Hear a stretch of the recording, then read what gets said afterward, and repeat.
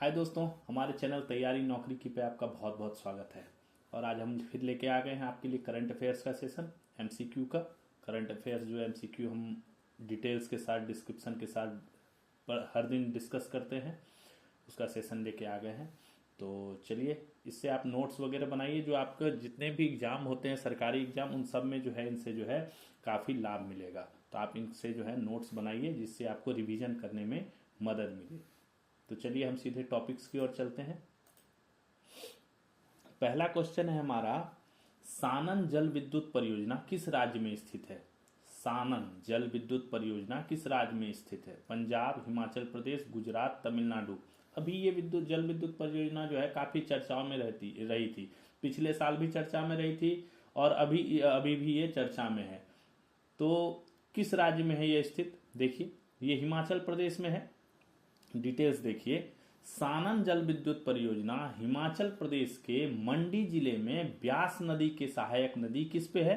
उहल नदी है।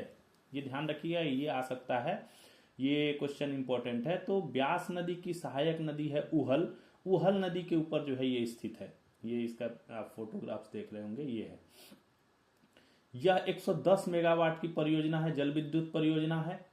कब शुरू किया गया? 1932 में शुरू किया गया। 25 में इसका कार्य प्रारंभ हुआ, 1925 में इसका कार्य प्रारंभ हुआ और 32 में जो है ये पूरी तरह जो है चालू हो गया। यह भारत की पहली मेगावाट क्षमता वाली जल विद्युत परियोजना है। पहली मेगावाट, पहले किलोवाट वाला होता था, फिर मेगावाट क्षमता वाली ये पहली जल विद्युत परियोजना है। वर्तमान में यह जल विद्युत परियोजना पंजाब एवं हिमाचल प्रदेश के बीच स्वामित्व को लेकर विवादित है। क्या हुआ ना कि जब ये बन रहा था पंजाब अपना 1925 ईस्वी में, तो उस टाइम जो तत्कालिक शासक थे जोगिंदर बहादुर, ठीक है, उन्होंने पंजाब के जो मुख्य अभियंता ब्रिटिश थे उस टाइम में, बीसी बेटी, उनको जो है 99 साल के लिए लीज पर दे दिया था। ठीक है, उनको ये जो परियोजना थी इसको जो है लीज पे दे दिया था 99 साल के लिए। बट बाद में क्या हुआ, केंद्रीय सिंचाई और विद्युत मंत्रालय ने क्या किया, एक केंद्रीय अधिसूचना जारी कर दी। ठीक है, केंद्रीय अधिसूचना के तहत 1 मई 1967 के माध्यम से जो है पंजाब को इसको ऑफिशियली जो है परियोजना आवंटित कर दिया। पंजाब को यूज करने के लिए ऑफिशियली ये आवंटित कर दिया तथा यह निर्दिष्ट किया गया कि परियोजना पर पंजाब का कानूनी नियंत्रण, लीगली कंट्रोल भी इस पे रहेगा। पंजाब पुनर्गठन अधिनियम 1966 में उल्लिखित प्रावधानों द्वारा शासित होगा। ठीक है, उस टाइम जब ये इसको दिया गया था तो उस टाइम जो है हिमाचल प्रदेश जो है वो केंद्र शासित प्रदेश के रूप में था। ठीक है, जब 1967 में यह अधिसूचना जारी की गई तो उस टाइम जो है ये हिमाचल प्रदेश केंद्र शासित प्रदेश के तौर पे था। तो इसलिए इसको जो है केंद्र ने जो है परियोजना को किसको दे दिया? पंजाब को दे दिया। ठीक है, अब जो है हिमाचल प्रदेश की सरकार जो है, कौन है वहां मुख्यमंत्री? सुखविंदर सिंह सुक्खू, वर्तमान मुख्यमंत्री सुखविंदर सिंह सुक्खू। पंजाब के वर्तमान मुख्यमंत्री भगवंत मान। इन दोनों के बीच जो है ये मामला जो है पहले सर्वोच्च न्यायालय में गया। तो सर्वोच्च न्यायालय ने जो है पिछले साल ही ये सर्वोच्च न्यायालय में गया, तो सर्वोच्च न्यायालय ने जो है इस पे यथागत स्थिति बनाए रखने का आदेश दिया था। बोला था कि जैसे जो चल रहा है अभी उसको वैसे ही चलाया जाए, इस पे अभी कोई डिसीजन नहीं दिया जाएगा। अभी फिर जो है पंजाब अपना हिमाचल प्रदेश के मुख्यमंत्री ने जो है पंजाब को बोला है कि अब जो है आप इस पे से अपना जो है स्वामित्व हटा लीजिए और हम इसका जो है उपयोग करेंगे। ठीक है, जिसके एवज में फिर पंजाब के मुख्यमंत्री ने कहा कि ये हमारा कानूनी अधिकार है और हम इसे जो है कंटिन्यू यूज करेंगे और हमें जो है इसको यूज करने से बाधित नहीं किया जाए। हिमाचल प्रदेश का ये कहना है कि इसको जो है ये मेंटेन सही से पंजाब जो है नहीं कर पा रहा है, जिससे हिमाचल प्रदेश में जो है इसका जो है असर हो रहा है। ये मेंटेनेंस इसका सही से नहीं हो रहा है, रख रखाव सही से नहीं हो रहा है। तो कई सारे मुद्दे हैं जो विवादित हैं। ठीक है, बट अभी जो है इसको पंजाब सरकार यूज कर रही है। पंजाब सरकार की पंजाब राज्य विद्युत निगम लिमिटेड जो है वो इसको संचालित कर रही है, इस जल विद्युत परियोजना को। है ये हिमाचल प्रदेश में, हिमाचल प्रदेश के मंडी जिले में है। ब्यास नदी की जो सहायक नदी है उहल, उसके ऊपर स्थित है, बट यूज इसको अभी पंजाब कर रहा है। चलिए अगला क्वेश्चन देखते हैं। बच्चों की स्कूल में उपस्थिति में विशेष सुधार लाने हेतु न्योता भोजन योजना किस राज्य सरकार ने चलाया है? न्योता भोजन योजना, न्योता होता है ना, कहीं न्योता दिया जाता है, भोज वोज होता है ना, उस टाइप का ये एक योजना चलाया गया है बच्चों को जो है आकर्षित करने के लिए, बच्चों को स्कूल में लाने के लिए, स्कूल में उनकी उपस्थिति दर्ज कराने के लिए। क्योंकि अगर इस टाइप के आयोजन होंगे तो बच्चे जो है स्कूल में आएंगे, इससे आएंगे कि चलो भोज हो रहा है तो कम से कम स्कूल आएंगे, और ये होगा कि भोज हो रहा है तो 1 घंटा पढ़ाई किया जाएगा, उसके बाद भोज होगा तो कम से कम बच्चे थोड़ा सा स्कूल से लगाव बढ़ेगा, उपस्थिति बढ़ेगी। तो इसके लिए जो है किस राज्य सरकार ने ये योजना चलाई है? छत्तीसगढ़, असम, गुजरात, उत्तर प्रदेश। तो इसमें जो है छत्तीसगढ़ ने जो है ये प्रयास शुरू किया है। छत्तीसगढ़ के सरकारी स्कूलों में अभियान एक चलाया गया, आओ बांटे खुशियां अभियान, ठीक है। उसके तहत ये योजना शुरू हुई, न्योता भोजन योजना। इसके तहत क्या होता है, मुख्यमंत्री, मंत्री, अधिकारी, कलेक्टर, कोई भी बड़ा अधिकारी, छोटा अधिकारी, यहाँ तक कि आम नागरिक अपने जन्मदिन के अवसर पर जो है स्कूल के बच्चों को एक भोज का आयोजन कर अतिरिक्त पौष्टिक भोजन कराते हैं। देखिए यहाँ पे ये जो है ना अतिरिक्त पौष्टिक भोजन का क्या है, जो मिड डे मील चलता है, मध्याह्न भोजन जो चलता है ना, वो तो रहेगा ही रहेगा। उसको ऐसा नहीं है कि अगर ये आयोजित कर दिया गया तो उसको बंद कर दिया जाएगा, नहीं, मिड डे मील वाली योजना चलते रहेगी। उसके अलावा एक्स्ट्रा पौष्टिक भोजन जो है बच्चों को इसके तहत जो है वो कराया जाता है। ये इस योजना के तहत क्या रखा है सरकार ने कि महीने में कम से कम 2 बार या पूर्ण या अर्ध भोजन समारोह तो आयोजन करना ही करना है स्कूलों को, ठीक है। लक्ष्य रखा गया है इसमें कि इसके माध्यम से सरकारी स्कूलों में बच्चों की उपस्थिति में 10% सुधार का लक्ष्य रखा गया है कि अगर इस टाइप के आयोजन किए जाएंगे तो बच्चे उपस्थिति बढ़ेगी, बच्चे आएंगे, इंटरेक्ट होंगे, बच्चों को इंटरेस्ट जगह, चलो इसी बहाने भोजन, पौष्टिक भोजन मिलेगा। तो इसमें क्या है, जो अभी की उपस्थिति है उनकी, उसमें 10% का लक्ष्य रखा गया है कि एक्स्ट्रा जो है सुधार होगा। यह जो अभियान है ये प्रधानमंत्री मोदी जी ने जो है पोषण शक्ति निर्माण अभियान चलाया था। उसके तहत जो है यह आग्रह किया था लोगों से, अधिकारियों से, जो कैपेबल हैं, जो इस टाइप का आयोजन कर सकते हैं, उनसे आग्रह किया था कि आप अपने विशेष दिन या स्मृतियों वाले दिन को जो है किसी खास अवसर पर जो है स्कूली बच्चों के बीच जो है खुशियां बांटें, ठीक है। ये प्रधानमंत्री श्री नरेंद्र मोदी जी ने पोषण शक्ति निर्माण अभियान जो है इसके तहत जो है लोगों से अपील की थी। उसी अपील के अंतर्गत जो है छत्तीसगढ़ सरकार ने ये अभियान चलाया, आओ बांटे खुशियां अभियान, और इसके तहत जो है न्योता भोजन योजना शुरू की गई। इससे जो है अभी जो आंकड़े आए हैं उसमें जो है काफी वृद्धि हुई है, बच्चों की उपस्थिति में काफी वृद्धि हुई है और काफी पॉजिटिव रिजल्ट्स इसको जो है आ रहे हैं। चलिए अगला देखते हैं। 22वां भारत अमेरिका आर्थिक शिखर सम्मेलन कहाँ आयोजित किया गया? भारत अमेरिका आर्थिक शिखर सम्मेलन, ठीक है। तो भारत अमेरिका है, इंडो यूएस हो गया, और आर्थिक इकोनॉमिकल समिट हो गया, है ना।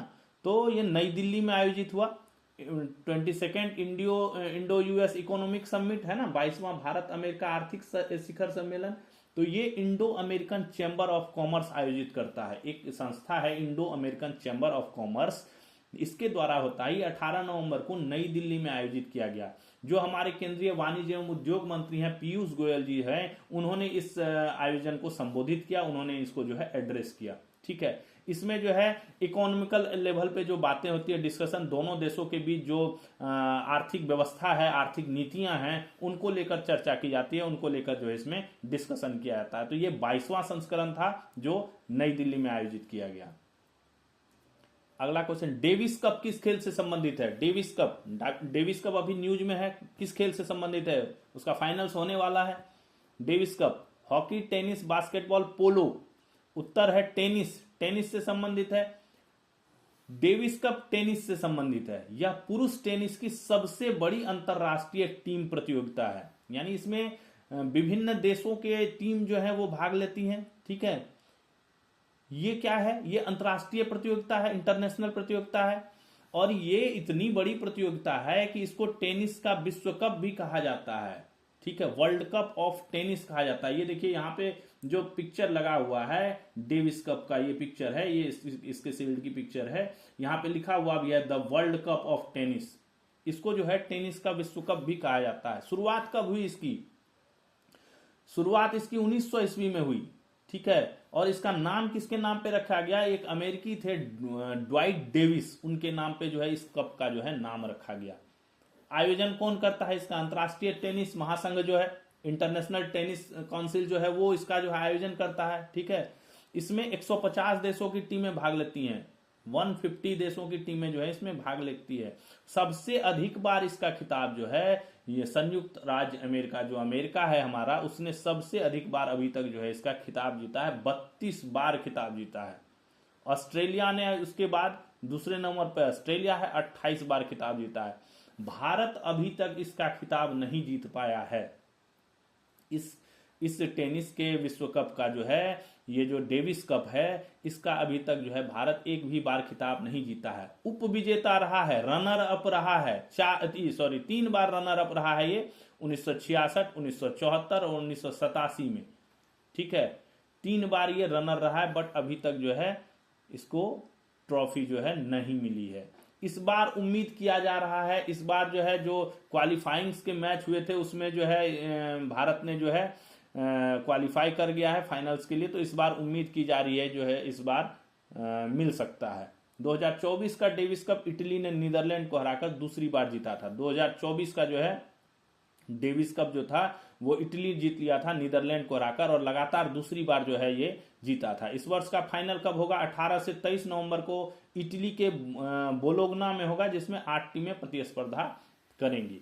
तो ये है डेविस कप जो कि टेनिस से संबंधित है, और इसका फाइनल्स जो है अभी 18 से 23 नवंबर को 8 टीमों के बीच में जो है खेला जाएगा। कहाँ पे? इटली में। ठीक है, सबसे ज्यादा जीता हुआ है अमेरिका ने, उसके बाद ऑस्ट्रेलिया ने। भारत अभी तक नहीं जीता है, 3 बार रनर अप रह चुका है भारत। अगला क्वेश्चन है, किस राज्य के कृषि विश्वविद्यालय को राष्ट्रीय जल पुरस्कार 2024 में जल संरक्षण और कृषि जल प्रबंधन हेतु सर्वोत्तम संस्था का पुरस्कार प्रदान किया गया है? ठीक है, अभी राष्ट्रीय जल पुरस्कार 2024 की घोषणा हुई, घोषणा पिछले महीने ही हो गई थी, बट इसको जो है प्रदान अभी किया गया। अभी राष्ट्रपति श्रीमती द्रौपदी मुर्मू के द्वारा जो है जो भी संस्था थे, जो भी व्यक्तिगत इवेंट्स थे, उसमें जो है इनको पुरस्कार प्रदान किया गया। ये 2024 का पुरस्कार है जो 25 में दिया जा रहा है। 24 के आंकड़ों के आधार पर जो है ये पुरस्कार दिया जा रहा है। ठीक है, तो इसमें जो है एक राज्य के कृषि विश्वविद्यालय को कृषि जल संरक्षण और कृषि जल प्रबंधन हेतु, यानी जो एग्रीकल्चर वाटर मैनेजमेंट है उसके लिए, ठीक है, वाटर प्रिजर्वेशन तो है ही, और एग्रीकल्चर वाटर का जो मैनेजमेंट है उसके लिए सर्वोत्तम संस्था का पुरस्कार दिया गया। कि पंजाब, बिहार, हरियाणा, उत्तर प्रदेश किस राज्य के हैं? तो हरियाणा का चौधरी चरण सिंह कृषि विश्वविद्यालय कहां पे है? हिसार में है। हिसार को छठे राष्ट्रीय जल पुरस्कार 2024 में, ये छठा था, इससे पहले 5 बार हो चुका है। एक बार जो है जल पुरस्कार नहीं दिया गया है। कब नहीं दिया गया है? 2021 में, कोविड के वजह से जो है जल पुरस्कार जो है उस साल नहीं दिया गया था। बाकी कंटिन्यू ये छठा बार जो है दिया जा रहा है। इसमें जो है इस विश्वविद्यालय जो चौधरी चरण सिंह कृषि विश्वविद्यालय हिसार है, इसको जो है सर्वोत्तम संस्था का पुरस्कार जो है दिया गया। यह पुरस्कार इस विश्वविद्यालय को उड़ीसा के क्षेत्रीय मुख्य वन संरक्षक बहरामपुर सर्कल के साथ संयुक्त रूप, अच्छा ये पुरस्कार जो है इसको ज्वाइंट पुरस्कार मिला है। इसके साथ साथ एक संस्था और है, क्षेत्रीय मुख्य वन संरक्षक बहरामपुर सर्कल, इसको भी इसी क्षेत्र में ज्वाइंटली जो है इस दोनों को जो ये अवार्ड दिया गया है। यह पुरस्कार कौन देती है? किसके द्वारा आयोजित होती है? पुरस्कार केंद्रीय जल शक्ति मंत्रालय के अंतर्गत जल संसाधन, नदी विकास और गंगा संरक्षण विभाग द्वारा दिया जाता है। ठीक है, इसमें 10 मेन श्रेणी है, उनमें पुरस्कार दिया जाता है, और उसमें जो है टोटल 46 विजेताओं की जो है इसमें घोषणा की गई है। अलग अलग श्रेणियां बनी हुई है। उत्तरी श्रेणी अलग है, उत्तरी इलाके के, भारत के जो इलाके हैं उत्तरी, दक्षिणी, पूर्वी, पश्चिमी, उस हिसाब से एरिया वाइज भी इसमें रिवार्ड दिए जाते हैं। ठीक है, तो अलग अलग क्षेत्रों में जो है श्रेणियों में 10 मेन हेड है, और उसके अलावा जो है इसमें विभिन्न श्रेणियों में इसको जो है पुरस्कार दिया जाता है।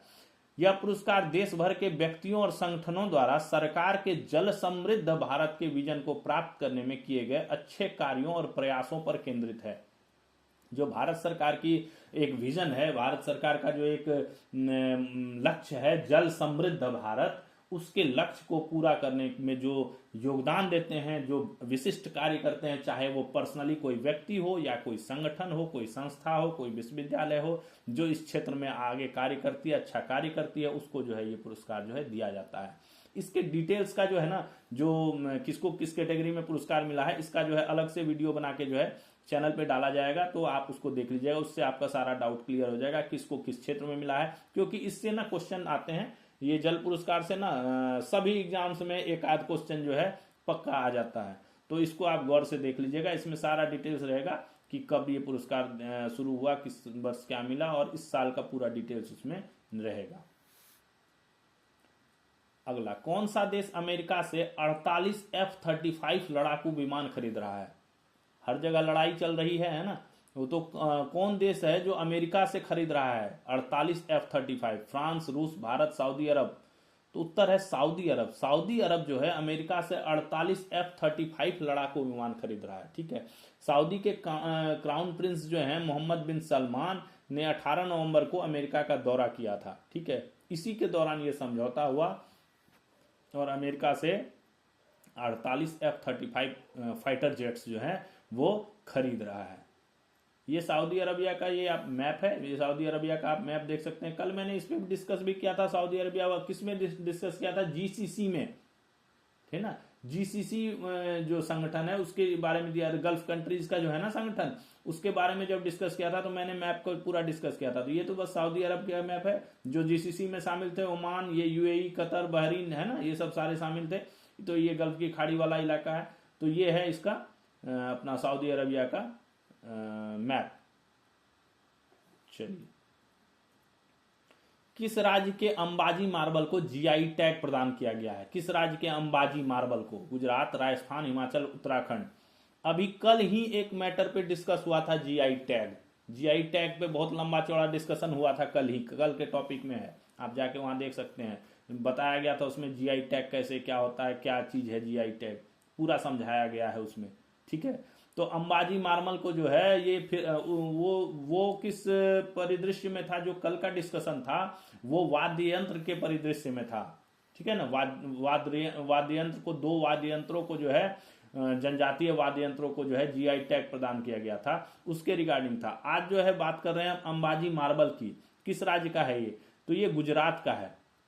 गुजरात के बनासकंठा के अंबाजी मार्बल को जीआई टैग प्रदान किया गया है। ये बिल्कुल व्हाइट होता है, दूधिया सफेद होता है मार्बल, मजबूत बहुत होता है, चमक नेचुरल इसकी चमक होती है, और इसमें कैल्शियम कंटेंट जो है हाईली मात्रा में होता है इसलिए। और इसका खनन जो कहा जाता है कि इसका जो खनन है वो 1200 से 15 साल 100 साल जो है पुराना है।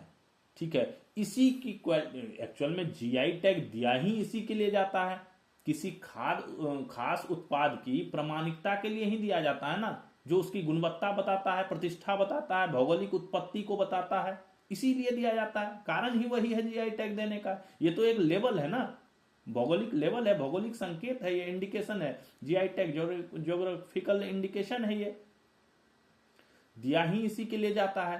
तो ये इस जो मार्बल है ये इतना मजबूत और नेचुरल चमक वाला और दूधिया सफेद है और काफी कैल्शियम के कंटेंट है इसमें, तो इसलिए इसको जो है उच्च गुणवत्ता के कारण जो है इसको जीआई टैग जो है प्रदान किया गया है। ठीक है, गुजरात के बनासकंठा में ये खनन इलाका है, यहाँ पे जहाँ का है ये अंबाजी मार्बल। ठीक है, ये डिटेल्स वही हैं जो मैंने कल डिस्कस किए थे। इसके अलावा काफी चीजें डिस्कस हुई थी, तो आप कल के वीडियो में देख सकते हैं जाके। इसमें वही चीजें बताई गई हैं, किस अधिनियम के तहत जो है जीआई टैग लागू हुआ। भारत में जो है ये 2003 से विनियमित हो रहा है। टैग का पंजीकरण 10 वर्षों के लिए होता है। ठीक है, कौन टैग देती है? CGPDTM देती है, controller general of patent, design and trademarks जो है, चेन्नई में इसका हेडक्वार्टर है, वही इसको प्रोवाइड कराती है इस टैग को। ठीक है, चलिए, किस हॉलीवुड अभिनेता को मानद एकेडमी अवार्ड से सम्मानित किया गया? मानद academy award, Leonardo DiCaprio, Brad Pitt, Tom Cruise, Jack Nicholson. ये हॉलीवुड की बात हो रही है, हॉलीवुड। टॉम क्रूज हॉलीवुड अभिनेता टॉम क्रूज को गवर्नर्स अवार्ड में मानद एकेडमी अवार्ड से सम्मानित किया गया। यह सम्मान उन्हें 40 वर्ष से अधिक के सिनेमाई करियर और फिल्मों में उनके योगदान के लिए प्रदान किया गया। टॉम क्रूज को जानते होंगे आप लोग, काफी फिल्में उनकी हैं, है ना। तो ये है टॉम क्रूज। चलिए, भारतीय सिनेमा के किस आर्ट डायरेक्टर को फ्रांस का सेवलियर अवार्ड प्रदान किया गया? बहुत प्रतिष्ठित अवार्ड है फ्रांस का सेवलियर अवार्ड। तो ये भारतीय सिनेमा के किस आर्ट डायरेक्टर को दिया गया? थोटा तरनी, नीतीश राय, नितिन चंद्रकांत देसाई, मिलन फर्नांडिस, ये चारों आर्ट डायरेक्टर हैं भारत के। तो किसको दिया गया? तो उत्तर है क, थोटा तरनी को। भारतीय सिनेमा के मशहूर आर्ट डायरेक्टर थोटा तरनी को फ्रांस का मशहूर सेवलियर अवार्ड मिला है। यह अवार्ड उन्हें किस लिए मिला? भारतीय सिनेमा आर्ट और विजुअल डिजाइन में इनके विशिष्ट योगदान के लिए जो है मिला। ये है थोटा तरनी, जो हमारे भारतीय सिनेमा के मशहूर आर्ट डायरेक्टर हैं। इनको ये फ्रांस का सबसे प्रतिष्ठित जो सेवलियर अवार्ड है वो इनको मिला है। शाहपुर कंडी बांध परियोजना किस नदी पर बनाया जा रहा है? बहुत इंपॉर्टेंट क्वेश्चन है, अभी हॉट टॉपिक है ये। शाहपुर कंडी बांध परियोजना बिल्कुल अपने अंतिम चरण में है, ठीक है। तो किस नदी पर बनाया जा रहा है? चिनाव, रावी, ब्यास, सतलज। उत्तर है इसका रावी नदी पर, पंजाब में बनाया जा रहा है। पंजाब में रावी नदी पर जो है 55.5 मीटर ऊंचा जो है शाहपुर कंडी बांध बनाया जा रहा है, जो मार्च 26 तक जो है तैयार हो जाएगा, अपने फाइनल स्टेज में है। इससे पंजाब और जम्मू कश्मीर में लगभग 12,500 एकड़ जमीन पर सिंचाई तथा पंजाब के लिए ये जो है जल विद्युत परियोजना, ये पंजाब को बिजली प्रोवाइड कराएगा। 206 मेगावाट जल विद्युत उत्पादन होगा इससे, ठीक है। तो ये है शाहपुर कंडी बांध परियोजना, जो एकदम बिल्कुल अपने फाइनल स्टेज में है। 55.5 मीटर ऊंचा है। बांध बनने से क्या होगा? पाकिस्तान की ओर जो रावी का पानी बहता है उसका रुकाव जो है वो बंद हो जाएगा, ठीक है। पंजाब और जम्मू कश्मीर दोनों को बेनिफिट्स होगा। सिंचाई के दृष्टिकोण से, इरिगेशन के दृष्टिकोण से इसको मिलेगा, बट इसके जो विद्युत का उत्पादन है उसका लाभ जो है सिर्फ पंजाब उठाएगा। देश का पहला अनुसूचित जाति आयोग कोर्ट रूम कहां शुरू हुआ है? एससी, है ना, अनुसूचित जाति एससी आयोग कोर्ट, है ना, एससी कमीशन कोर्ट रूम कहां शुरू हुआ? मध्य प्रदेश, चंडीगढ़, छत्तीसगढ़, हिमाचल प्रदेश। उत्तर इसका चंडीगढ़ में शुरू हुआ। चंडीगढ़ में देश के पहले अनुसूचित जाति आयोग कोर्ट रूम की शुरुआत की गई है। देश का ये फर्स्ट है, एससी कमीशन कोर्ट रूम जो है ये पहला है। जल्द ही इसका क्या कहा गया कि इसका ऑनलाइन भी शुरू कर दिया जाएगा कोर्ट, जिससे जो है आम नागरिकों को किसी प्रकार की परेशानी नहीं हो। चंडीगढ़ में शुरू हुआ देश का पहला एससी कमीशन कोर्ट रूम, लोगों को मिलेगी राहत, ठीक है। तो ये शुरू हो गया है। इंडिया जस्टिस रिपोर्ट के अनुसार पुलिस रैंकिंग में कौन सा राज्य शीर्ष पे है? Police ranking, highest police ranking में कौन टॉप पे है? 1 नंबर पे सिक्किम, तेलंगाना, झारखंड, त्रिपुरा। किसकी पुलिस सबसे अच्छी है ना? कौन है सबसे ऊपर? उत्तर है तेलंगाना। तेलंगाना पुलिस को माना गया है कि ये सबसे अच्छी है। इंडिया जस्टिस रिपोर्ट के अनुसार इसमें विभिन्न पहलुओं को डिस्कस किया गया, उसके बाद ये रिपोर्ट निकाली गई है। इंडिया जस्टिस रिपोर्ट के अनुसार राज्यों के पुलिस की रैंकिंग में तेलंगाना पुलिस जो है वो टॉप पे है। ये तेलंगाना कहाँ पे है इसमें? ये देखिए, आपको हम मैप पे दिखाते हैं। ये तेलंगाना है, ये तेलंगाना का इलाका है ना, जो महाराष्ट्र से लग रहा है, इधर छत्तीसगढ़ से लग रहा है, इधर कर्नाटका से लग रहा है और इधर आंध्रा से लग रहा है ना। ये तेलंगाना का इलाका हो गया, ठीक है। तो इसकी पुलिस जो है सर्वोच्च पुलिस जो है अभी इसकी रैंकिंग जो है टॉप पे आई हुई है। अगला क्वेश्चन, वर्ल्ड टेनिस लीग का आयोजन किस देश में किया जाएगा? World tennis league America, England, Bharat, Italy. कहां पे आयोजन होगा? भारत में आयोजन हो रहा है ये वर्ल्ड टेनिस लीग का आयोजन 17 से 20 दिसंबर को भारत के बेंगलोर के एसएम कृष्णा स्टेडियम में किया जाएगा, ठीक है। बेंगलोर में इसका आयोजन किया जा रहा है WT लीग का, world tennis league, the greatest show on court जो है 17 से 20 दिसंबर को जो है कहां पे आयोजित होगा? बेंगलुरु के एसएम कृष्णा स्टेडियम में। किस राज्य में 13 से 24 नवंबर के बीच श्री सत्य साई का शताब्दी उत्सव मनाया जा रहा है? शुरू हो गया है, 13 तारीख को शुरू हो गया है, 24 तारीख को खत्म हो जाएगा, अपने अंतिम पड़ाव पे है। प्रधानमंत्री श्री नरेंद्र मोदी ने जो है इसकी यहाँ की अभी यात्रा की। 19 तारीख को जो है प्रधानमंत्री नरेंद्र मोदी जी ने यहाँ विजिट किया, ठीक है। सत्य साई की जो ये है, क्या नाम है अपना, इनका जो आयोजन स्थल है, ठीक है, आश्रम है, मुख्य आश्रम, वहां का इन्होंने विजिट किया और इनको जो है श्रद्धांजलि अर्पित की, ठीक है। तो ये कहाँ पे है? आंध्र प्रदेश में है। आंध्र प्रदेश के रायसीमा क्षेत्र के पुट्टपर्थी नाम का जगह है, बहुत फेमस है। आज आप पुट्टपर्थी जो है गूगल पे टाइप कीजिएगा तो पटाख से दिखा देगा एकदम सब चीज पुट्टपर्थी, और मारते ही सीधा जो है यही दिखाएगा, सत्य साईं, श्री सत्य साईं का जो है ये यही चीज दिखाएगा डायरेक्ट। तो आज के डेट में काफी हॉट है ये पुट्टपर्थी में। 13 से 24 नवंबर के बीच जो है श्री सत्य साईं का जन्म शताब्दी उत्सव मनाया जा रहा है। 100 साल हो गए इनके साथ, 100वां जन्मदिन। 23 नवंबर को इनका 100वां जन्मदिन है, तो शताब्दी उत्सव मनाया जा रहा है। ठीक है, सेंचुरी उत्सव जो है ये मनाया जा रहा है। समारोह में 140 देश के भक्त मिलकर कर रहे हैं इस समारोह का आयोजन। इसको में जो है आंध्र प्रदेश और तेलंगाना सरकार ने जो है इसे शताब्दी समारोह को राज्य समारोह घोषित कर दिया है। स्टेट जो है का समारोह जो है वो घोषित कर दिया है। ठीक है, 2011 में इनकी महासमाधि के बाद ये सबसे बड़ा आयोजन होगा। 2011 में इन्होंने जो है महासमाधि ले ली थी, उसके बाद का ये सबसे बड़ा आयोजन है। प्रशांति निलयम इनका जो मुख्य आश्रम है उसका नाम है प्रशांति निलयम। यहीं पे अब आज प्रधानमंत्री मोदी जी गए थे। ठीक है, प्रशांति निलयम में ये उनका मुख्य आश्रम है।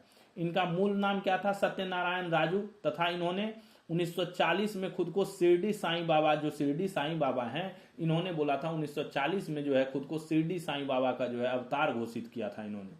ठीक है, इन्होंने कहा था कि हम शिरडी साईं बाबा के ही अवतार हैं, और इनके अनुयायी जो हैं वो काफी मात्रा में हैं।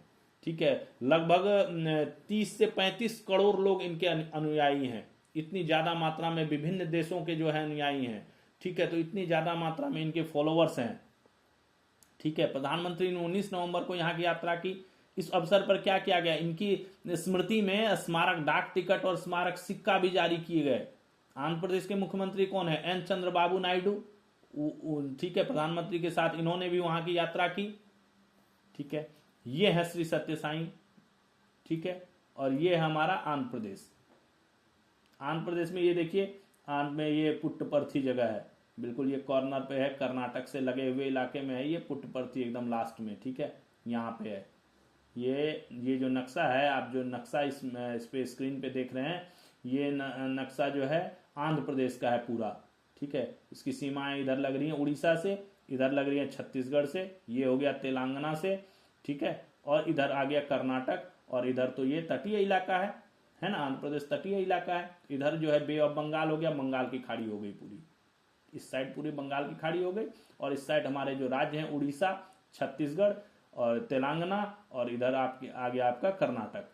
ठीक है, ये हो गया, और ये है पूरा आंध्र प्रदेश। चलिए अगला क्वेश्चन देखिए, Indian society of aerospace medicine का 64वां वार्षिक सम्मेलन कहाँ आयोजित किया जा रहा है? Indian society of aerospace medicine, okay, इसका कहाँ हो रहा है? तेलंगाना, बेंगलुरु, नई दिल्ली, मुंबई। कहाँ हो रहा है? बेंगलोर में हो रहा है। Indian society of aerospace medicine का 64वां वार्षिक सम्मेलन बेंगलोर स्थित इंस्टीट्यूट ऑफ एरोस्पेस मेडिसिन में 20 से 21 नवंबर 2025 को आयोजित किया जा रहा है। 20-21 नवंबर को आयोजित हो रहा है, यानी आज शुरू हो गया है, कल तक चलेगा, 21 नवंबर तक चलेगा ये। इसमें जो है वायुसेना प्रमुख एयर चीफ मार्शल कौन? एपी सिंह इसका उद्घाटन करेंगे। एरोस्पेस का मामला है, जैसे ही एयर का मामला है तो वायुसेना प्रमुख जाएंगे ही, एयरफोर्स इन्वॉल्व होगा इसमें। एरोस्पेस की बात हो रही है। इस सम्मेलन का विषय क्या है? एरोस्पेस मेडिसिन में नवाचार, अनंत संभावनाएं। ठीक है, यही इस सम्मेलन का इस बार का विषय है, यानी जो एरोस्पेस मेडिसिन हैं उसमें क्या न्यू टेक्नोलॉजी डेवलप हो सकती हैं, इसमें जो एक्सट्रीम इन्फिनिट अपॉर्चुनिटीज हैं उनको कैसे एक्सप्लोर किया जाए, वही एक इस बार का डिस्कशन का मैटर है। इसकी स्थापना जो है, जो Indian society of aerospace medicine है, ये 1952 में स्थापित हुआ था, और भारत में एरोस्पेस चिकित्सा के लिए ज्ञान और अभ्यास को बढ़ावा देने के लिए समर्पित एकमात्र पंजीकृत संस्था है, एकमात्र ये रजिस्टर्ड गवर्नमेंट की संस्था है।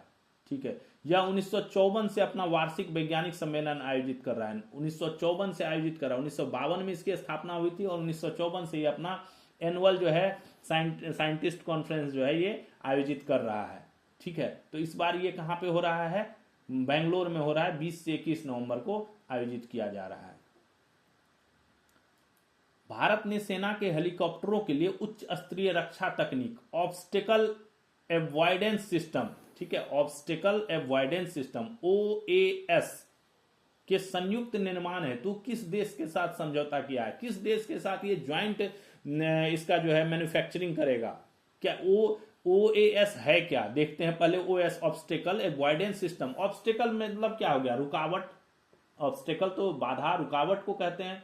एवॉइडेंस मतलब उसको बाधा को जो है अवॉइड करना, उससे हट के चलना, उसको उससे जो है निपट के चलना सिस्टम। ऐसा कोई तकनीक बनाया जाएगा जब हेलीकॉप्टर जो हमारे भारतीय सेना के हैं उनके लिए इस हाई लेवल का जो है डिफेंस कोई टेक्नोलॉजी बनाई जाएगी जो इनके रास्ते में जो ऑब्स्टेकल्स आते हैं उनको उनसे बचा जाएगा, उनसे उनसे जो है इनको सुरक्षा प्रदान की जाएगी। ऐसे तकनीक के निर्माण किया जाएगा ये, ठीक है। ये समझ लीजिए बेसिकली ऑब्स्टेकल अवॉइडेंस सिस्टम ये है।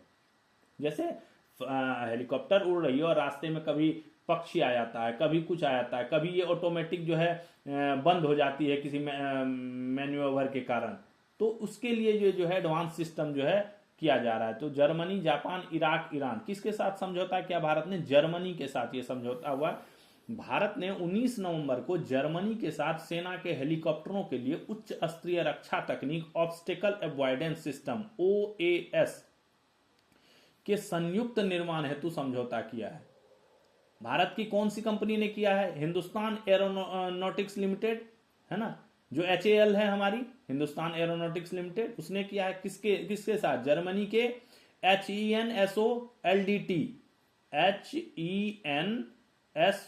HENSOLDT के साथ ये समझौता किया है, जिसके तहत क्या होगा, जर्मनी के इस कंपनी के लिडार बेस्ड OAS का उपयोग जो है किया जाएगा। इनकी जो टेक्नोलॉजी है लिडार बेस्ड है, एक लिडार टेक्नोलॉजी है, वो बेस्ड जो ऑब्स्टेकल अवॉइडेंस सिस्टम है उसका उपयोग जो है हमारे हेलीकॉप्टर, सेना के हेलीकॉप्टरों में जो है इसका किया जाएगा। इसी के लिए इन दोनों कंपनियों के बीच जो है करार हुआ है, ठीक है, भारत और जर्मनी। अंतर्राष्ट्रीय पुरुष दिवस कब मनाया जाता है, 20 नवंबर, 19 नवंबर, 18 नवंबर, 21 नवंबर, बताइए। अंतर्राष्ट्रीय पुरुष दिवस, जो पुरुष इस वीडियो को देख रहे होंगे उनको पता होना चाहिए कि पुरुष दिवस अपना कब मनाया जाता है ना। 19 नवंबर को प्रतिवर्ष अंतर्राष्ट्रीय पुरुष दिवस मनाया जाता है, ठीक है। स्पेशली पुरुषों को समर्पित है ये दिवस। यह दिवस उन पुरुषों को सम्मान देने के लिए मनाया जाता है जो परिवार, समाज, रिश्तों में अपनी अहम भूमिका निभाते हैं। जिस तरह महिलाओं की भूमिका है समाज में, उसी प्रकार पुरुषों की भी भूमिका है। दोनों की समान सहभागिता है इस समाज में, दोनों का समान परिवेश है, दोनों के एक दूसरे के पूरक हैं। बिना दोनों के सहभागिता के समाज हमारा विकसित हो ही नहीं सकता।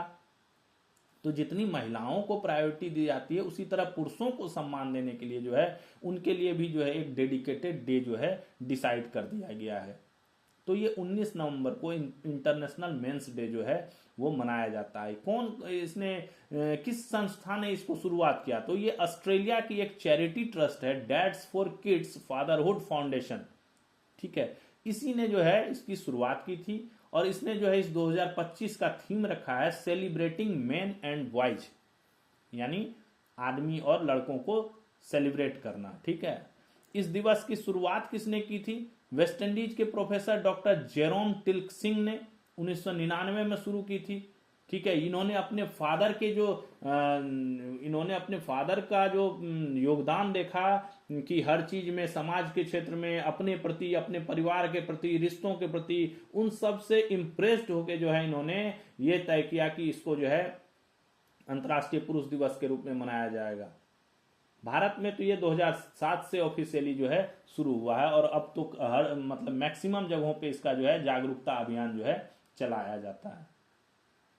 अगला, स्वच्छता, गरिमा तथा स्वास्थ्य जैसे मूलाधिकार को समर्पित विश्व शौचालय दिवस प्रतिवर्ष कब मनाया जाता है। देखिए, स्वच्छता, गरिमा तथा स्वास्थ्य तीनों से जुड़ा हुआ, तीनों हमारे बेसिक राइट्स, बेसिक क्या मूल राइट्स हैं एकदम, है ना। ये तो हैं, ये स्पेसिफाइड राइट्स हैं हमारे। तो इनको समर्पित विश्व शौचालय दिवस कब मनाया जाता है, 20, 19, 18, 21, 20 नवंबर, 19 नवंबर, 18 नवंबर और 21 नवंबर, ये भी 19 नवंबर को ही मनाया जाता है। स्वच्छता, गरिमा तथा स्वास्थ्य जैसे मूलाधिकार को समर्पित विश्व शौचालय दिवस प्रतिवर्ष 19 नवंबर को मनाया जाता है, ठीक है। ये इसमें 2001 में जो है सिंगापुर में एक स्वच्छता सुधारक थे, जैक सिंह, उन्होंने जो है विश्व शौचालय संगठन की स्थापना की। वर्ल्ड है ना, WTO इसको कहते हैं। WTO एक ट्रेड ऑर्गेनाइजेशन है, वर्ल्ड ट्रेड ऑर्गेनाइजेशन भी है, एक WTO है, वर्ल्ड टॉयलेट ऑर्गेनाइजेशन भी है। इसकी स्थापना की थी। 2013 में जो है संयुक्त राष्ट्र महासभा ने इसको अंतर्राष्ट्रीय दिवस का दर्जा दे दिया, इसको इंटरनेशनल डे का दर्जा दे दिया। और 2020 के बाद से यह सतत विकास लक्ष्य का मुख्य स्तंभ बन गया है। 2020 के बाद से जो हमारा डेवलपमेंट का टारगेट होता है उसमें जो स्तंभ बनाए गए हैं उसका ये मेन स्तंभ में ये शामिल हो गया है। ठीक है, इस वर्ष का यह दिवस बदलती दुनिया में स्वच्छता पर केंद्रित है, जिसका टैगलाइन क्या रखा गया है, हमें हमेशा शौचालय की आवश्यकता होगी। ठीक है, इस बार का टैगलाइन है ये, हमें हमेशा शौचालय की आवश्यकता होगी। ठीक है, तो मेनली ये स्वच्छता से संबंधित है और इसीलिए इसको जो है इतना प्रचार प्रसार दिया जा रहा है। भारत के महत्वपूर्ण आदिवासी त्योहारों में से एक हॉर्निबल फेस्टिवल 2025 के लिए किस देश को साझेदार देश, पार्टनर कंट्री घोषित किया गया? अमेरिका, यूके, रूस, श्रीलंका। किसको? यूके को। यूके क्या है? ब्रिटेन है ना, UK, United kingdom, full form इसका हो गया यूनाइटेड किंगडम। भारत के महत्वपूर्ण आदिवासी त्योहारों में से ये आदिवासी त्योहार है बेसिकली। ठीक है, जो आदिवासी लोग हैं वो मनाते हैं इसको, और इंपॉर्टेंट त्योहार है, फेमस त्योहार है ये हॉर्निबल फेस्टिवल 2025 के लिए यूके यानी ब्रिटेन को जो है पार्टनर देश घोषित किया गया है। ठीक है, साझेदार देश, पार्टनर कंट्री। यह उत्सव कब होगा? 1 से 10 दिसंबर तक। कहाँ? किसामा कोहिमा में है, नागालैंड। नागालैंड है ना, वहां पे है, यहां मनाया जाएगा। यह समझौता किसके बीच हुआ? नागालैंड के मुख्यमंत्री नेफ्यू रियो जो वर्तमान मुख्यमंत्री हैं और ब्रिटिश काउंसिल ऑफ इंडिया की जो कंट्री डायरेक्टर हैं भारत में, एलिसन बेरेट के बीच नई दिल्ली में हुआ ये। ठीक है, एयर इंडिया को इस उत्सव का एक और चीज हुआ, ये तो हो गया पार्टनर कंट्री, और एक क्या है ना, ऑफिशियल ट्रेवल पार्टनर भी नियुक्त किया गया है, आधिकारिक यात्रा साझेदार भी नियुक्त किया गया है, वो एयर इंडिया को किया गया है। एयरलाइन ने 20 नवंबर से नागालैंड आने वाली सभी उड़ानों पर 15% छूट की घोषणा की है।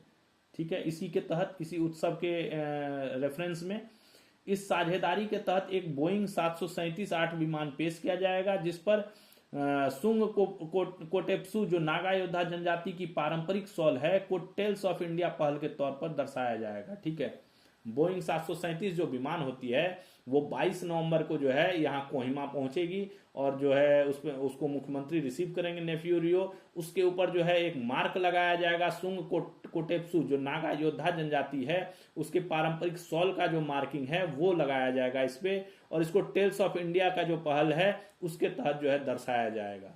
तो ये फेस्टिवल होने वाला है, ब्रिटेन इसका पार्टनर राष्ट्र है। अब कुछ विदाउट ऑप्शन वाले कुछ टॉपिक्स हैं जो आपको पता होने चाहिए, आपको ध्यान में रखने हैं। ठीक है, फटाफट उनको हम देख लेते हैं। सर्वोच्च न्यायालय ने 16 मई 2025 को दिए गए पर्यावरण मंजूरी के फैसले को वापस ले लिया है। ठीक है, क्या हुआ था कि 16 मई 2025 को जो है सर्वोच्च न्यायालय ने एक आदेश जारी किया था। इसके तहत कहा गया था कि जो परियोजना अभी चल रही है उसने जो है पूर्व तिथि से पर्यावरणीय मंजूरी यानी इन्वायरमेंटल क्लियरेंस नहीं लिया है या इन्वायरमेंटल परमिशन नहीं लिया है, उसको रोक दिया था। बोला था कि ये परियोजना जो है आगे नहीं चलेगी क्योंकि इसने पर्यावरणीय मंजूरी जो है पहले नहीं ली थी। अब जो है उसको, उस आदेश को खारिज करते हुए सर्वोच्च न्यायालय के मुख्य न्यायाधीश BR गवई और जस्टिस विनोद चंद्रन की पीठ ने यह फैसला दिया है कि अब जो है जो परियोजना अगर पूर्व में मंजूरी नहीं लिया है, इन्वायरमेंटल मंजूरी नहीं लिया है, वो पूर्व तिथि से जब से परियोजना शुरू हुआ है उस तिथि से जुर्माना भर के जो है मंजूरी ले ली जाए और ये प्रोजेक्ट जो है चलेगा। अब इसमें इससे लाभ क्या हो रहा है कि जितने भी पेंडिंग प्रोजेक्ट्स पड़े हुए थे जो इस आदेश के बाद रुक गए थे क्योंकि उन्होंने पहले पर्यावरण मंजूरी लिया नहीं और बाद में लेने का प्रावधान था नहीं, दोनों चीज हो गए। जब सर्वोच्च न्यायालय का आदेश आ गया तो उसके ऊपर तो कोई बोलेगा नहीं, फिर कैसे कोई कर देगा, तो हुआ नहीं। तो काफी परियोजनाएं जो थी वो लंबित हो गई थी, तो उन परियोजनाओं को काफी अभी राहत मिल गई है। वो परियोजनाएं अभी फिर से शुरू हो गई हैं और उस परियोजना में क्या है, आप पूर्व तिथि से जो है जुर्माना भर के और पूर्व तिथि से परमिशन ले लीजिए और प्रोजेक्ट जो है वो कंटिन्यू चालू रहेगा। ये सर्वोच्च न्यायालय ने अपने ही फैसले को वापस लेके नया फैसला दिया है। निरमा ग्रुप की सीमेंट कंपनी है नोवोको विस्टास, देश की ये 5वीं सबसे बड़ी सीमेंट कंपनी है। नोवोको नाम भी सुने होंगे आप लोग, नोवोको नाम से एक आता है सीमेंट, है ना। उसने जो है अभी एक बहुत बड़ा डील किया है, गुजरात की वडराज एनर्जी जो है इस कंपनी से डील किया है। ये वडराज एनर्जी जो है ये एनर्जी के क्षेत्र में सेक्टर में है, ठीक है। तो ये क्या करेगी, इसके जो एनर्जी उत्पादन वगैरह है उसका लाभ ये अपने प्लांट में करेगी, और इसलिए इसने 200 करोड़ रुपए में इस कंपनी को जो है खरीद लिया है। यह सौदा जेएसडब्ल्यू सीमेंट और अल्फा अल्टरनेटिव्स होल्डिंग से हुआ है, इन दोनों के बीच। भारत के सरकारी बॉन्ड बाजार की विदेशी पोर्टफोलियो निवेशकों ने सराहना, जो बॉन्ड होता है ना, जो अपना सरकारी बॉन्ड बाजार है हमारा, उसको जो है विदेशी पोर्टफोलियो निवेशक जो है उन्होंने काफी सराहा है, जिससे क्या हुआ है, Bharat Bloomberg global aggregate index में शामिल हो जाएगा। अभी इसकी औपचारिक घोषणा हुई नहीं है, जैसे ही घोषणा होगी तो इसके बारे में और डिटेल्स बताएंगे आपको। अभी जो है ये जो निवेशकों ने जो है इस पे सहमति जाहिर कर दी है, और एक रास्ता खुल गया है कि Bharat Bloomberg global aggregate index जो है उसमें जो है वो इन्वॉल्व हो जाएगा, शामिल हो जाएगा। भारत कोडेक्स कार्यकारी समिति में फिर से चुना गया है। कोडेक्स जो भारत ने 48वीं कोडेक्स एलिमेंट्रियस कमीशन CAC 48, ये बैठक का नाम है CAC 48 में सर्वसम्मत मैंडेट हासिल किया, जो सहयोगात्मक वैश्विक खाद्य प्रशासन के प्रति इसकी प्रतिबद्धता को उजागर करता है, ठीक है। भारतीय प्रतिनिधिमंडल का नेतृत्व किसने किया, भारतीय खाद्य सुरक्षा और मानक प्राधिकरण जो है उसके कार्यकारी अधिकारी श्री राजीत पुनाही ने जो है इसको जो है इस भारतीय प्रतिनिधिमंडल को नेतृत्व किया, ठीक है। तो भारत पुनः जो है निर्वाचित हो गया है कोडेक्स कार्यकारी समिति में। डीआरडीओ ने स्वदेशी लड़ाकू इंजनों को ताकत देने के लिए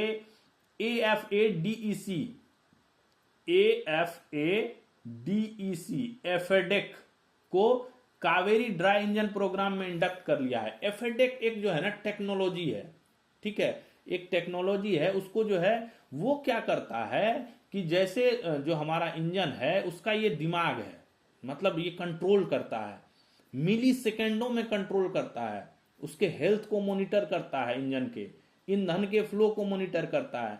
मान लीजिए कोई प्लेन जो फाइटर जेट्स वो हवा में है और उसके इंजन अचानक से बंद हो गया, तो ये जो एफडेक है ये इसको पहले ही भांप लेगा कि इंजन में कोई गड़बड़ी होने जा रही है। वो चाहे तो इंजन के वाइब्रेशन से मापेगा या उसके और भी चीजों को मॉनिटर करके मापेगा, और अगर इस टाइप की घटना होती है तो इमीडिएटली इंजन को खुद मिली सेकेंड के अंदर, कितने सोचिए कितनी कम ये हुई, मिली सेकेंड के अंदर में जो है इसको रीस्टार्ट कर देगा, ठीक है।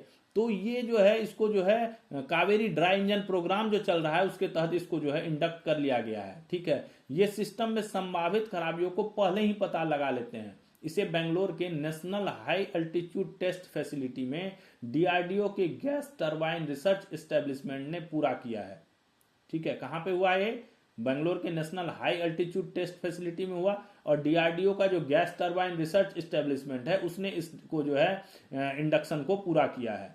Kaveri dry engine after burner के बिना चलता है। इसमें जो जैसे फाइटर जेट्स उड़ती हैं उसमें आफ्टर बर्नर होता है ना, बट ये जो ड्राई इंजन है इसमें आफ्टर बर्नर नहीं होता है, ठीक है, उसके बिना ये चलता है। तो ये काफी फाइटर जेट्स जो स्वदेशी हमारे फाइटर जेट्स हैं उनको और एडवांस बनाने के लिए, उनको और डिजिटली स्ट्रांग बनाने के लिए, ताकत देने के लिए, सेंसिटिविटी को परखने के लिए जो है, और किसी भी तरह के हादसे से बचाव के लिए जो है ये जो है तकनीक जो है लाई गई है। अगला देखिए, प्रधानमंत्री फसल बीमा योजना कब शुरू हुई। प्रधानमंत्री फसल बीमा योजना, ये जो फसल जो हमारी होती है उनकी बीमा योजना है, ये 2016 से चल रही है ये योजना। तो इसका जो है अभी थोड़ा सा एक्सटेंड कर दिया है भारत सरकार ने, इसमें कुछ प्रावधान जोड़ दिए हैं जिससे किसानों को बहुत लाभ होने वाला है। इसके तहत क्या हो गया है, अब जंगली जानवरों के हमले को पहले जो है शामिल नहीं था उसको अब शामिल कर दिया गया। यानी अगर खेत में फसल लगी हुई है और जंगली जानवर जैसे हाथी, तेंदुआ, बंदर ये सब जो है हमला करके फसल को नुकसान कर देता है तो उसकी भी भरपाई इस बीमा योजना के तहत की जाएगी। दूसरा क्या जोड़ दिया, धान के खेतों में जल भराव से होने वाले नुकसान को भी बीमा कवरेज में शामिल किया गया है। धान के खेतों में क्या होता है, जल भराव की स्थिति उत्पन्न हो जाती है, खास करके उन इलाकों में जहां बाढ़ बहुत ज्यादा आती है। बाढ़ से ग्रसित इलाके जो हैं या लो लैंड एरिया जो है, वहां पे क्या होता है, धान के खेतों में जल भराव हो जाता है, उससे धान की फसल अच्छी नहीं होती है, बर्बाद हो जाती है। उससे जो नुकसान होता है उसको भी अब इसमें शामिल कर दिया गया है। ठीक है, यानी जो स्थानीय नुकसान है उसको भी इसमें इंक्लूड कर दिया गया है। प्रावधान कब से लागू हुआ, खरीफ 2026 की जो अब फसल होगी उससे ये कवरेज जो है लागू हो जाएगा। घोषणा किसने की, कृषि मंत्रालय ने। प्रधानमंत्री फसल बीमा योजना 2016 में शुरू की, बता दिया मैंने। इसमें प्रीमियम कितनी होती है, तो जो खरीफ फसल है उसके लिए जो बीमा राशि, मान लीजिए 5 लाख का अगर फसल का बीमा है तो उसका 2% प्रीमियम देना पड़ेगा। रबी फसल के लिए 1.5% और बागवानी या नकदी फसल के 5% है। इसके अलावा जो रकम बनती है बीमित अपना प्रीमियम की, वो केंद्र सरकार जो है सब्सिडी के तौर पर देती है। ठीक है, तो काफी अच्छी योजना है ये भारत सरकार की, और अभी इसमें जो ये दो चीजें इंक्लूड हो गई हैं, इससे ये योजना जो है और बेहतर हो गई है। ठीक है, जंगली जानवर, कई जगहों पे होता है कि जंगली जानवरों ने पूरे पूरे खेत को जो है नुकसान पहुंचा दिया। अब किसान कहां से उतने पैसे लाएगा, फिर दोबारा फसल उग जाएगा। तो उसके लिए ये फसल बीमा योजना में जो ये प्रावधान किए गए हैं कृषि मंत्रालय द्वारा, ये बहुत इंपॉर्टेंट है। अगला, QS world university sustainability rankings 2026। ये क्यूएस जो है वो जो है एक रैंकिंग जारी करता है वर्ल्ड यूनिवर्सिटी का सस्टेनेबिलिटी रैंकिंग। ठीक है, उसमें कौन टॉप पे है, स्वीडन का लुंड विश्वविद्यालय है, वो जो है प्रथम स्थान पे है। ठीक है, लुंड विश्वविद्यालय प्रथम स्थान पे है। द्वितीय स्थान पे कौन है, यूनिवर्सिटी ऑफ टोरंटो, कनाडा की यूनिवर्सिटी ऑफ टोरंटो जो है वो सेकंड पे है। थर्ड पे यूनिवर्सिटी कॉलेज लंदन। भारत का कौन सा अपना है, भारत जो है अपना टॉप 200 जो यूनिवर्सिटी है उसमें भारत नहीं है। ठीक है, 205वें स्थान पे अपना पहला आईआईटी दिल्ली है और 236वें पे आईआईटी बॉम्बे है। ठीक है, तो अपनी रैंकिंग जो है बहुत पीछे है, लेकिन क्या है ना, इस बार सुधार भी बहुत हुए हैं। 15 आईआईटी में से 6 ने अपनी स्थिति सुधारी है। इस बार जो देश की 15 आईआईटी हैं उसमें 6 का जो ग्रेडिंग है वो अच्छा आया है। भारत के जो टॉप 10 संस्थानें हैं भारत की, उनमें 6 आईआईटी ही हैं और 103 भारतीय विश्वविद्यालय इस बार इस रैंकिंग में शामिल हो गई हैं और 26 तो ऐसी हैं जो पहली बार इस रैंकिंग में आई हैं। तो बहुत अच्छा डेवलपमेंट हुआ है। हालांकि जो आईआईटी दिल्ली और बॉम्बे वगैरह जो हैं इनका प्रदर्शन थोड़ा सा डाउन हुआ है, ये थोड़ा सा पीछे घसक गई हैं, बट और भी 26 नए इंस्टीट्यूट जो इंक्लूड हुए हैं और 103 भारतीय विश्वविद्यालय जो आ गए हैं, ये भारत के विश्वविद्यालय के क्षेत्र में प्रगति को दर्शाता है। भारत अब जो है टोटली जो है चौथे और ओवरऑल प्रतिनिधित्व में चौथे नंबर पे आ गया है। इससे ऊपर अब 3 ही कंट्री हैं। अमेरिका के 240 यूनिवर्सिटी हैं, चीन के 163 यूनिवर्सिटी हैं और यूनाइटेड किंगडम के 109 यूनिवर्सिटी हैं और भारत के कितने, 103। तो इस हिसाब से देखा जाए तो काफी ऊपर जो है ओवरऑल प्रतिनिधित्व में जो है भारत बहुत ऊपर है। इस बार क्या किया गया था, ये 106 देशों के 2000 से अधिक विश्वविद्यालयों का इसमें आकलन किया गया था। ये जो है 2024-25 में क्या नाम है, कब किसको दिया गया, 23 में तो इन रैंकिंग की शुरुआत ही हुई है, 23 से ही ये रैंकिंग दिया जा रहा है। 24-25 दोनों साल जो है यूनिवर्सिटी ऑफ टोरंटो जो है अपना कनाडा का, वो फर्स्ट पे रहा है। इस बार ये सेकंड हो गया। इस बार जो है स्वीडन का जो लुंड विश्वविद्यालय है ये प्रथम स्थान पर है। ठीक है, अगला चलिए, भारत सरकार के सूचना एवं प्रौद्योगिकी मंत्रालय ने एआई को आम लोगों तक पहुंचाने और डिजिटल सशक्तिकरण का बढ़ावा देने के लिए एक ऑनलाइन पाठ्यक्रम लॉन्च कर दिया गया है। ठीक है, भारत सरकार क्या कह रही है, जो सूचना एवं प्रौद्योगिकी मंत्रालय है उसने कहा है कि एआई को जो है आम लोगों तक पहुंचाया जाए, उनको समझाया जाए कि ये कैसे चलता है, इसका लाभ कैसे उठाएं, इसको समझाया जाए, लोग इसका उपयोग कैसे करें। कईयों को पता ही नहीं है कि इसका उपयोग कैसे करना है। एआई हमें हमारी जिंदगी को किस तरह बेहतर बनाता है, आसान बनाता है हमारे कामों को। तो उसी को पढ़ाने के लिए जो है एक ऑनलाइन जो है पाठ्यक्रम शुरू कर दिया गया है। ठीक है, इसको जो है नाम क्या दिया गया है, युवा एआई फॉर ऑल। इसमें क्या किया गया, एक ऑनलाइन कोर्स डिजाइन किया गया है 4.5 घंटे का, जो आपको जो है एआई के बारे में समझ विकसित कराएगा। ठीक है, ये किस मिशन के तहत हो रहा है? इंडिया एआई मिशन के तहत इसकी शुरुआत की गई है। ठीक है, कौन शुरू किया है? सूचना एवं प्रौद्योगिकी मंत्रालय की तरफ से आया है। ये कई सारे जो ऑनलाइन प्लेटफॉर्म्स हैं सरकारी पाठ्यक्रम के, जैसे आई गॉट कर्मयोगी है, इस टाइप के जो प्लेटफॉर्म्स हैं उन पे ये जो है आप इस पे जाके पढ़ सकते हैं इसको। अगला क्वेश्चन देखिए, भारत सरकार के केंद्रीय स्वास्थ्य एवं परिवार कल्याण मंत्रालय ने राष्ट्रीय एंटी माइक्रोबियल रेसिस्टेंस कार्य योजना 2.0 लॉन्च किया है। क्या ये एंटी माइक्रोबियल क्या रेसिस्टेंस, माइक्रोबियल रेसिस्टेंस क्या होता है? ये होता है जैसे बैक्टीरिया वायरस तो जो होते हैं वो, जैसे हम एंटीबायोटिक खाते हैं तो उनसे रेसिस्टेंस ही उनकी प्रतिरोधी हो जाते हैं, वो प्रतिरोधक क्षमता उनमें उत्पन्न हो जाती है। अगर हम एंटीबायोटिक खाएंगे तो वो उपयोग हमें काम नहीं करता है। तो इस तरह की जो चीजें होती है वही उसी को एंटी माइक्रोबियल रेसिस्टेंस कहते हैं। तो इसकी कार्य योजना 2.0 लॉन्च किया है। ये जो है 2025 से 29 की अवधि के दौरान जो है लागू रहेगा। यह किसके तहत है? ये वर्ल्ड हेल्थ ऑर्गेनाइजेशन के ग्लोबल एक्शन प्लान तथा वन हेल्थ अप्रोच मिशन के ढांचे के अनुरूप है। ठीक है, केंद्रीय स्वास्थ्य मंत्री कौन है अभी हमारे? JP Nadda ji. Confederation of Indian industry द्वारा टीवीएस मोटर्स के वेणु श्रीनिवासन को सीआईआई क्वालिटी रत्न पुरस्कार प्रदान किया गया। सीआईआई क्या है? कॉन्फेडरेशन ऑफ इंडियन इंडस्ट्री है। ठीक है, इसके द्वारा एक पुरस्कार दिया जाता है, क्वालिटी रत्न पुरस्कार। वो जो है इस बार किसको? टीवीएस मोटर्स के जो चेयरमैन है वेणु श्रीनिवासन, उनको जो है प्रदान किया गया। यह कोलकाता में आयोजित 33वें सीआईआई एक्सेलेंट समिट में जो है यह पुरस्कार जो है वेणु श्रीनिवासन जो टीवीएस मोटर्स के चेयरमैन है उनको यह पुरस्कार जो है प्रदान किया गया है। तो ये था हमारा आज का टॉपिक। आपको कैसा लगा जरूर कमेंट में बताइए, और फिर कल मिलेंगे नए टॉपिक के साथ। आशा करता हूँ आपको ये आज का सेशन बहुत अच्छा लगा होगा।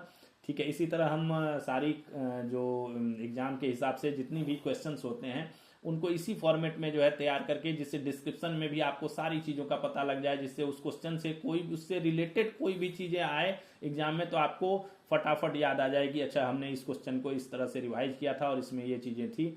तो उस हिसाब से हमने इसको तैयार करके आपके लिए जो है लेके आते हैं। तो चलिए अपने दोस्तों को शेयर कीजिए, आप पढ़ाई पे ध्यान दीजिए, नोट्स बनाते रहिए, और हमारा चैनल तैयारी नौकरी की देखते रहिए, जो आपको अपने एग्जाम और आपको अपने लक्ष्य तक पहुंचने में जो है मदद करेगा। तो थैंक्स फॉर वॉचिंग। जय हिंद।